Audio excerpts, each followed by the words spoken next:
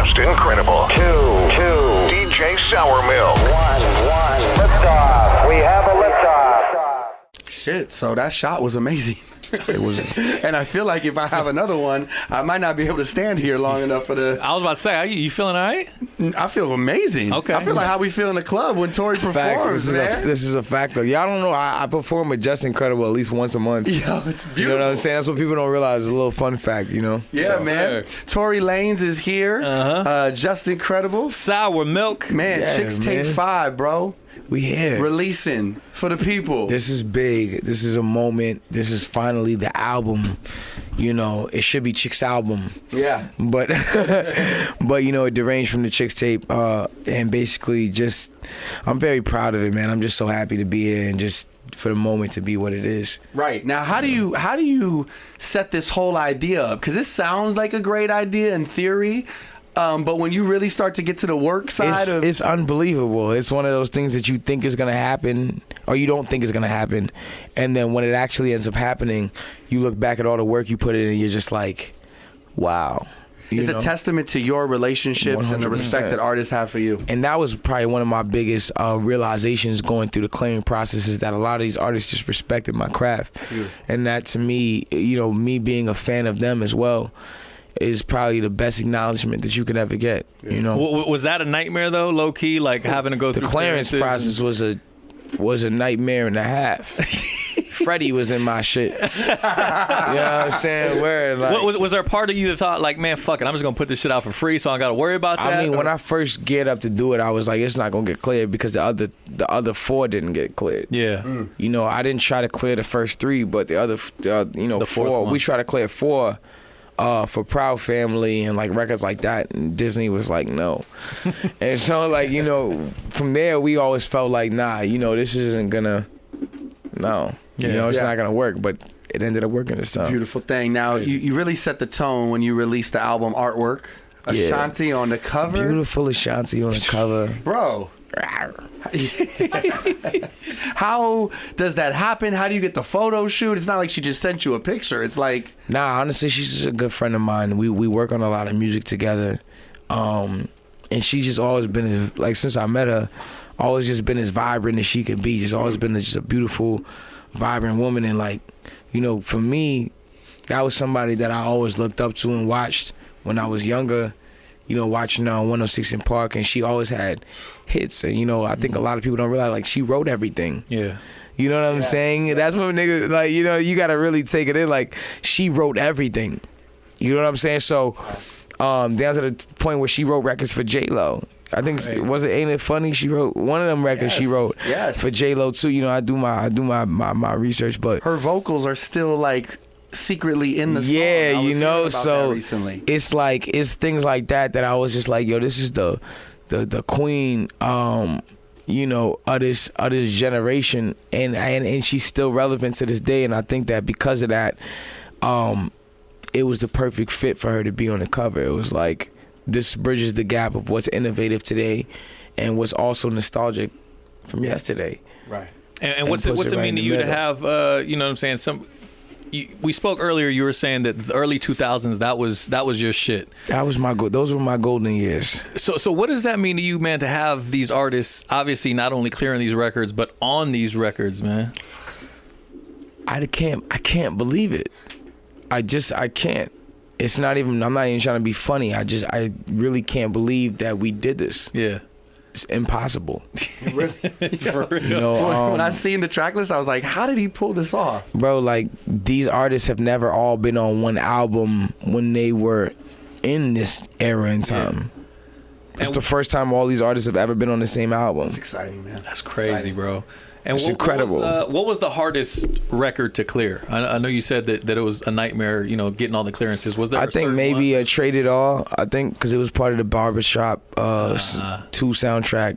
Okay. It's also, you know, Jagged Edge DJ Clue made the beat. And it was a lot. It was a lot of people that had to clear, but it was worth it. It was worth it. It was definitely worth it. That's dope. Now let's talk about some of the features on the project, man. Who do you have featured on this album, man? Well, you know, I got everybody coming back to do their best songs. Let's think. Let's take T-Pain it from the is start. just We got amazing, man. Yeah, we got T-Pain on Sprung, Jagged Edge, and Jermaine Dupri on Trade It All. You got Chris Brown on Take You Down. You got Snoop Dogg on Beautiful. You got Mario on Crying Out For Me. Trey Songz on Can't Help But Wait. Ludacris on Splash Waterfalls. You got Maya on Best of Me. Did I say that already? No, not yet. You got Ashanti on Foolish. You got Slim from 112 on You Already Know. You got Damn. we could keep going. Did I say Trey Songz yet? Yeah. I did, right? Yeah. You got Lloyd and Lil Wayne came back and did You. Crazy. There's a lot of Fabulous did Can't Let You Go. It's a lot, man. It's 16 artists on there. I can't, get everybody. Dream came back, did Love Your Girl. It's a lot of, and they're not singing their lyrics that they sang on the original song. They're coming back and doing new lyrics, new verses. It's a new record. This is a new record, but it still feels nostalgic. And that's, the biggest and the greatest thing about the whole project. The project is exciting, man. Just the fact that the things we've been talking about of you pulling this off. Yeah.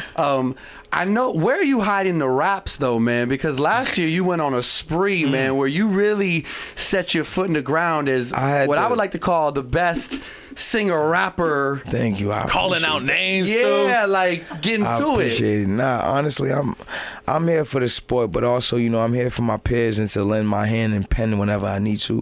I think that together we make incredible music, and I don't ever want people to misconcept this thing about me that I don't want to work with artists or something. Like I love working with artists. I love giving back, and I love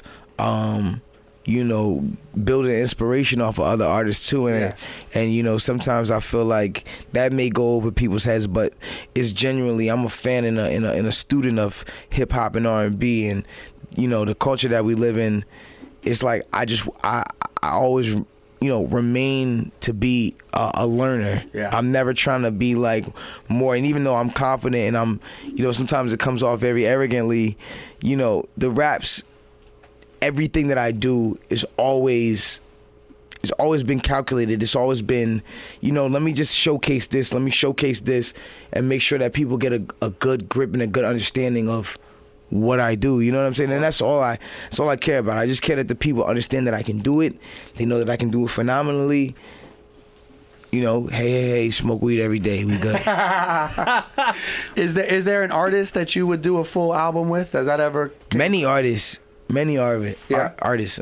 Oh, yeah, Arvis.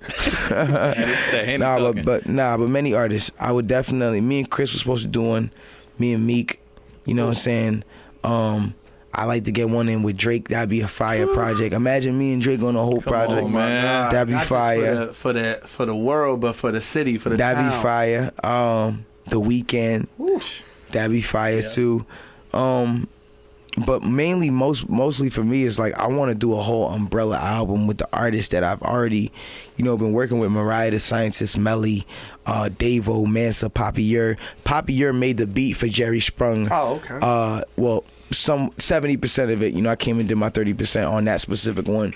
But yeah, so it's like, I like the inspiration that I get from the artists around me, and I think that if it did come down to it, and it was like, it would have to be somebody super, super big. If like it was like my last pick, like maybe a Beyonce, maybe a Jay-Z, or somebody that's like out of my reach or something. You know what I'm saying? Yeah, man. What was how long did it take for you to put the track list together? To figure out which records you wanted to sample, and how did you pick those exact records?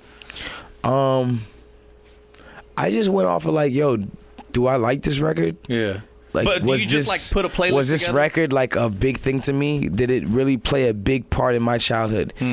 Were the girls singing this in 6th grade? Yeah. Was this, what was this to us? Was it just something that maybe I only liked this much? And some songs were like that. Yeah. But some songs were like, most of the songs, the majority of the songs, 90% of the songs were, no, this played a big part in our generation culturally when we were younger, It just sounds like fun studio sessions, like a DJ's dream. Mad I'm just fun. gonna play tracks and see if Tory will sing. Mad fun. Right? That's dope. Kind of, yeah. You know, we had to reproduce the beats and change them up, and you know, I got heavily involved in the production. But yeah, you're right. It was very fun sessions, just like very nostalgic and just. I don't know, it just felt good. Takes you back, but then brings you to 2020. Like 100%. Yeah, man. How many records didn't make the album, and what's happening with those? It was probably like a good 9. I was actually gonna release those before the Chixtape, but then somebody talked me out of that. They was like, nah, don't do that. You don't want to give the Chixtape that kind of, you know, have people thinking, you know. And I was like, you're right. Maybe I'll release like an unreleased, like, or like a bonus or these something. didn't make it soundtrack, Right. you know. Yeah. Back in August, I think you tweeted that your feature price was $75K. This is a real thing. But yo, I want people to know, you know, sometimes I also gotta hold my street people down, and course. I understand Great y'all don't attitude. have that. I'm just saying, like, industry wise, when it comes to an industry price, that's my price. We're still there? Not after Chixtape, I don't know if you're gonna be able to get me. But but I've always tried to give back to the people that are coming up. I try to work with people with their budgets and stuff like that. Like You're when that I was artist. You're the artist, right? because I've always felt like when I was coming up, I wish somebody did this for me. So I always try. Yeah. I can't do every feature, of course not, but I always try. As we round out the decade, man, we're about to hit 2020. It's crazy to think, crazy. man, that I mean, basically since we all met, right? Like it's been 10 years. It's just like crazy, dog. Can you name 5 songs that come to mind as just like moments in this decade where you're like, yo, life would have been crazy if I didn't hear those songs? Anything come to mind? Remember Best I Ever Had was a moment. Yeah. A Millie was a moment. Yep. Facts. It's hard, right? Pop the Molly, I'm Sweating was a moment. Oh yeah. Our man You Trinidad remember? James. You remember that? Like that was a moment. moment. That was a moment. You know what I'm saying? I think It's Your Birthday was a big moment with 2 Chainz. That was a moment. Oh, yeah. Right. Birthday song. And maybe you remember the death of Autotune? That was a moment. Bro. That was a moment. You Just know what I'm listen to saying? that, yeah. Just 5 off top. Those were some moments. You know what I'm saying? Those are moments. Auto-tune. Those that were was a some moments. I remember the first time I heard that, I was actually in New York and Flex was premiering it. That was my first time hearing that record, and that shit. That was serious. That was a serious moment. Yeah. No doubt. John Legend was named the sexiest man alive by People Get the magazine. fuck, yo, son. Get the fuck ASAP. Get the fuck ASAP. Niggas is acting like I'm not in the world. Like, you know what I'm saying? Like, it's crazy. Like, have you seen me from my left side? This is crazy. Like, yo, you know what I'm saying? Don't get me wrong. Like, you do your thing over there. I'm not knocking you. If the magazine felt like saying that about you, that's cool.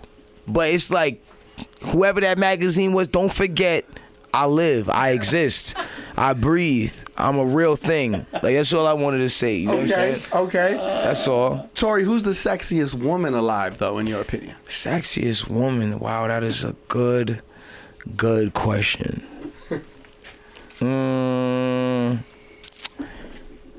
I don't know about woman alive, but off of the top, like, I'm just thinking about a very sexy woman.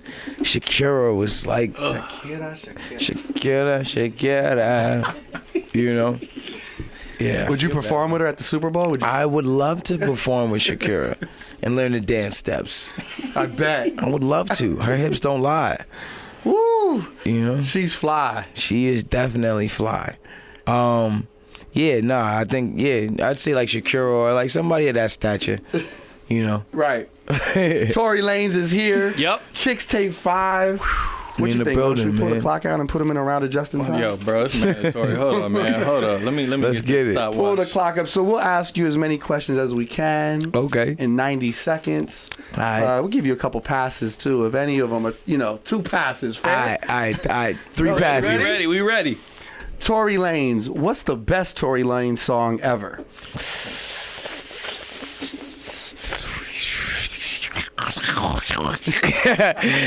Jerry Sprunger. Okay. Good answer. Available now. Chixtape 5. Available now. Pre-order the Chixtape 5. You know what it is. If you could only listen to one album for the rest of your life besides one of your own, what would that album be? Miseducation of Lauryn Hill. Who has the best hairline in the game? Me. I'm killing them. Hairline champ. What artist would you want unlimited features from? Unlimited. Drake. He's always got a hook that's gonna work. That's a cheat code right there. Tory Lanez, the king of R&B is? Tory Lanez. What's your guilty pleasure, Tory Lanez? Jacking off. Hey, yo. That ain't a guilty pleasure though. Why? Best food to eat when you're high, Tory Lanez? Spaghetti. Okay. That's a really good one. Or Gushers. You know? Tory Lanez, have you ever had a wild night, woke up to a girl the next morning that you normally would pass on, but you was like, yo, last night was so crazy? That's happened to me once or twice or 3 times. Tory Lanez, name 3 people that you could get on the phone at any time. Sasha Stone, Melly, Mid Jordan. Okay. Who would play you in a movie about your life? I'm gonna need Denzel, you know what I'm saying? Even though, you know what I'm saying, I'm young, you know what I'm saying? I'm gonna need somebody, or I'm gonna need the guy from Get Out, you know what I'm saying? Okay. Because he's just killing everything right now. That's my dogs, you know what I'm saying? Tory Lanez, finish this sentence. I hate it when. I hate it when you come over at 5 in the morning and it's that time of the month. Why'd you come in? You bugged out. 2 words. man. You're bugging. Tory Lanez. Time. This the Liftoff show. Chixtape 5. Let's get it. Man, appreciate it. I know it's been a long day. The press run has been crazy. Yes, Sirski. We thank y'all for stopping Yes, through, sir. man. Thank y'all you. so much, man. Y'all already know what it is. Power 106 Chixtape. Y'all know what it is. Yes, sir. It's lit. Mandatory on the Liftoff on Power 106. Just incredible. Sour milk. Yeah.